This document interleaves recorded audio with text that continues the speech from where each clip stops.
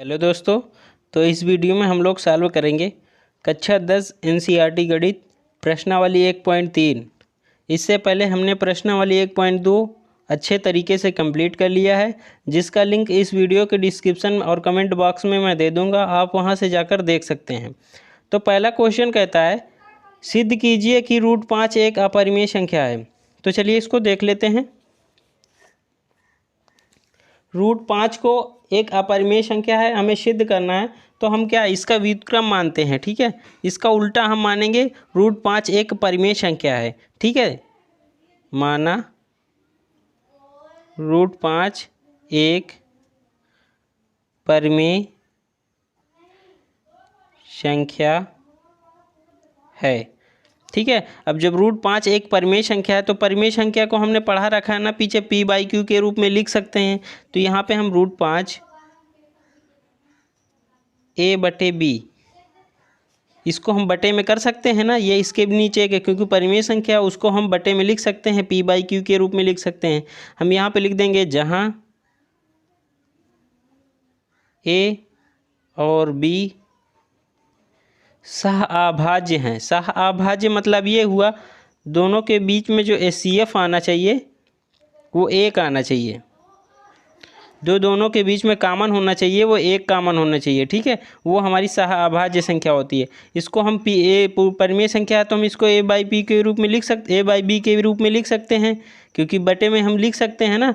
और b हमारा 0 नहीं होना चाहिए, याद रखना, ठीक है। यहाँ हमारा q की जगह क्या है, b है, तो b बराबर 0, मतलब हर 0 नहीं होना चाहिए। अब इसको आगे हम सॉल्व करेंगे। देखो हम इसको तिर्यक मल्टीप्लाई करेंगे, a का मल्टीप्लाई 1 के साथ होगा, क्रॉस मल्टीप्लिकेशन करेंगे, ठीक है। अब b का मल्टीप्लाई √5 के साथ होगा, b √5 ये हो गया। अब देखो दोनों तरफ हम स्क्वायर कर देंगे, यहाँ पे लिख देंगे दोनों तरफ वर्ग करने पर, ठीक है। अब दोनों तरफ वर्ग करेंगे तो ये हमारा a² हो जाएगा, इधर करेंगे तो b² हो जाएगा। ये क्या हो जाएगा, अब देखो ये √5 का जब स्क्वायर कर देंगे तो हमारा केवल 5 बचेगा, तो इसके मल्टीप्लाई में है ना, तो मल्टीप्लाई कर देंगे। अब देखो इसको हम क्या लिख सकते हैं, इसको लिख सकते हैं a²। अगर b को यहाँ बचा के b² का, तो इसको a को हम बटे में कर देंगे, 5 को बटे में कर देंगे, तो ये हमारा क्या हो जाएगा, b² बराबर a²/5 या a² बराबर b²। इसको कर सकते हैं ना। इसको हम समीकरण 1 कर लेते हैं। समीकरण 1 कर लिया। यहाँ पे देखो एक बात ये समझो, a²/5 ये हमारा b² आ रहा है, तो यहाँ पे हमें ये समझ में आ रहा है a² जो है वो 5 से विभाजित हो रहा है ना, बटे में है, विभाजित हो रहा है। तो यहाँ पे हम लिख लेंगे यहाँ जहाँ 5 a² को विभाजित करता है, जब विभाजित करता है तो हम लिख लेंगे तो a को भी विभाजित करता है। अब देखो इसको समझा रहा हूँ, यहाँ पे a² मतलब a की जगह जो संख्या है, जो उसको 5 उसको डिवाइड करेगा a² को, तो मतलब a को भी डिवाइड करेगा। जैसे हम मान रहे हैं, जैसे हम कोई संख्या मान रहे हैं 20 है, 20 का स्क्वायर करेंगे मतलब 400। अगर 400 को 5 डिवाइड कर रहा है तो मतलब यहाँ पे देखो 540 मतलब 80 आ रहा है ना।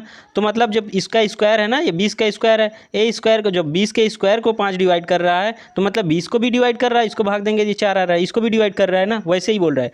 a² को मतलब 5 डिवाइड कर रहा है, तो मतलब यहाँ a को भी 5 डिवाइड करेगा। तो यहाँ पे अब ये हमारा फर्स्ट स्टेप हो गया, ठीक है। यहाँ पे फर्स्ट स्टेप हो गया। अब हम सेकेंड स्टेप बोलेंगे, यहाँ पे सेकेंड स्टेप, ठीक है। स्टेप सेकेंड, इसको हम स्टेप फर्स्ट कर रहे हैं।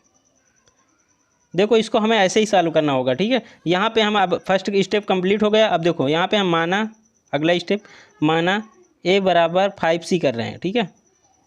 इस a को जो हम डिवाइड कर रहे हैं तो a बराबर 5c मान लिया। अब देखो यहाँ पे जहाँ c कोई पूर्णांक है, ये हमारा c पूर्णांक है, तो यहाँ पे हम लिख लेंगे पहली समीकरण हमारी क्या दे रखी है, पहली समीकरण हमारी दे रखी है a²/5 बराबर b²। तो यहाँ तो हमने ये लिख रखा था कि डिवाइड के हिसाब से हमने बता रखा था, हम इसको भी पहली समीकरण मान लें, कोई दिक्कत नहीं। a² बराबर, इसको हम क्या लिख सकते हैं, 5b² लिख सकते हैं, मल्टीप्लाई में 5b² लिख सकते हैं, ऐसे कर a² बराबर 5b² लिख सकते हैं, क्योंकि मल्टीप्लाई में है ना, इसको लिख सकते हैं। तो हम समीकरण पहली हमारी क्या थी, a² बराबर 5b², ये है हमारी पहली समीकरण। देखो यहाँ पे हम 5b² रोक लेंगे, ए स्क्वायर की जगह हम क्या मान रख सकते हैं, 5c माना है ना, तो यहाँ पे 5c का स्क्वायर ये कर सकते हैं। अब देखो यहाँ पे हम लिखेंगे, अब इसका स्क्वायर करेंगे हमारा हो जाएगा 25c स्क्वायर, ये हो जाएगा 5b स्क्वायर। देखो दोनों तरफ हमारा 5 ये हमारा 5 से कंप्लीट कट रहा है, ये भी 5 है, तो इसको काट देंगे, क्या आ जाएगा हमारा 5c स्क्वायर बराबर b स्क्वायर, या इसको हम बटे में करके भी काट सकते हैं, कट जाएगा हमारा, ठीक है। अब यहाँ पे हमारे देखो b स्क्वायर बराबर क्या आएगा, 5c स्क्वायर आया, इसको हम समीकरण 2 मान लेते हैं। अब देखो यहाँ पे हमने, अगर हम इसको एक स्टेप और बढ़ाकर ये लिख सकते हैं, अगर हम इसको c स्क्वायर बराबर को b स्क्वायर बटे 5 आ सकता है ना, यहाँ पे हमने एक पहली समीकरण में कर दिया था। अब देखो यहाँ पे अगर हम ऐसे करेंगे, यहाँ पे c स्क्वायर बराबर कर देंगे तो b स्क्वायर बटे 5 हो जाएगा। तो मतलब यहाँ पे हम क्या समझ रहे हैं, b स्क्वायर ऐसी संख्या जो 5 से डिवाइड हो रही है, तो यहाँ पे हम लिख लेंगे यहाँ 5b स्क्वायर को विभाजित करता है तो 5b को भी विभाजित करेगा, ठीक है, करेगा। जैसे हमने पहले बताया था, पहले यहाँ पे 20 का उदाहरण लेकर, वैसे ही यहाँ पे b ऐसी, b स्क्वायर 5 से डिवाइड है तो b भी 5 से डिवाइड होगा, ठीक है। तो यहाँ पे हम, ये हमारा सेकेंड स्टेप कंप्लीट हो गया। यहाँ पे हमारा a भी 5 से डिवाइड है, b भी 5 से डिवाइड है, तो यहाँ पे अब हम थर्ड स्टेप में लिखेंगे, थर्ड स्टेप, समीकरण 1 और 2 में 5a तथा b दोनों को विभाजित करता है, ठीक है। इससे हमारी इस तथ्य का विरोधाभास प्राप्त होता है। अब लिख लेंगे यहाँ पे, अतः √5 एक अपरिमेय संख्या है। अब देखो यहाँ पे इसको समझो, हमने क्या लिखा है, समीकरण 1 और समीकरण 2 में 5 ए तथा बी को दोनों की विभाजित कर रहा है, तो हमारी ए और बी ऐसी संख्याएं हैं जो 5 से डिवाइड हैं, तो 5 से डिवाइड है तो हमारी क्या है, परिमेय संख्या है। देखो हमने यहाँ पे माना भी था ए और बी हमारी जो परिमेय संख्याएं थी, तो हमने यहाँ पे देखो ये हमारी परिमेय संख्या है, तो ये हमारी क्या है, अपरिमेय संख्या है, लेकिन हमने इसको भी परिमेय माना था, तो ये हमारा क्या है, यहाँ पे विरोधाभास प्रकट हो रहा है, मतलब उल्टा प्रकट हो रहा है। तो यहाँ पे हमारा √5 एक अपरिमेय संख्या है। हम ऐसे इसको सॉल्व करेंगे, ठीक है। अब अगला क्वेश्चन सॉल्व कर लेते हैं। अगला क्वेश्चन कहता है, सिद्ध कीजिए कि 3 + 2√5 एक अपरिमेय संख्या है। तो चलिए इसको भी देख लेते हैं। इसको भी हम वैसे ही मान के सॉल्व कर लेंगे। माना 3 + 2√5 एक परिमेय संख्या है, ठीक है। अब देखो ये हमारी परिमेय संख्या है, तो हम इसको क्या कर सकते हैं, 3 + 2√5 बटे 1, इसके 1 होगा, बराबर a बटे b।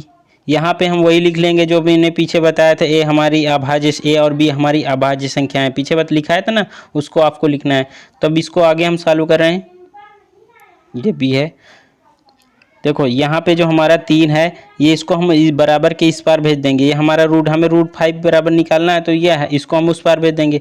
2√5 बराबर a बटे b -3 कर देंगे। देखो यहाँ पे होगा 2√5 बराबर, देखो यहाँ पे एलसीएम लेंगे तो ये हमारा a -3b हो जाएगा बटे b हो जाएगा। हमें √5 बराबर परिमेय संख्या निकालनी है। अगर अब जो हमारे √5 बराबर जो हम संख्या निकालेंगे परिमेय संख्या, लेकिन √5 हमारी अपरिमेय संख्या निकलेगी, तो हम अगर √5 के बराबर जो होगी वो परिमेय होगी, तो हम यहीं पे समझ जाएंगे कि हमने उल्टा मान रखा है, ठीक है। यहाँ पे √5 बराबर a -3b, ये इसको बटे में भेजेंगे, ये 2b हो जाएगा। अब देखो ये वाली संख्या हमारी बटे में है, परिमेय है, ये हमारी अपरिमेय है। ये हमने उल्टा क्या मान रखा था, ये हमारी, हमने इसको क्या मान रखा था, परिमेय संख्या मान रखा था। यहाँ पे हमारे जो √5 है ये हमारा अपरिमेय है और ये हमारी परिमेय है। तो यहाँ पे देखो अब हम आगे लिख लेंगे, a-3b/2b एक परिमेय संख्या है, जबकि √5 एक अपरिमेय संख्या है। इससे एक विरोधाभासी परिणाम प्राप्त होता है। यह विरोधाभास हमारी गलत मानने से प्राप्त हुआ है। ये हमने यहाँ पे उल्टा मान रखा था ना, परिमेय संख्या मान रखी थी, ये हमारा उल्टा कल्पना आ रही है। तो यहाँ पे हम लिख लेंगे अतः 3 + 2 √5 एक अपरिमेय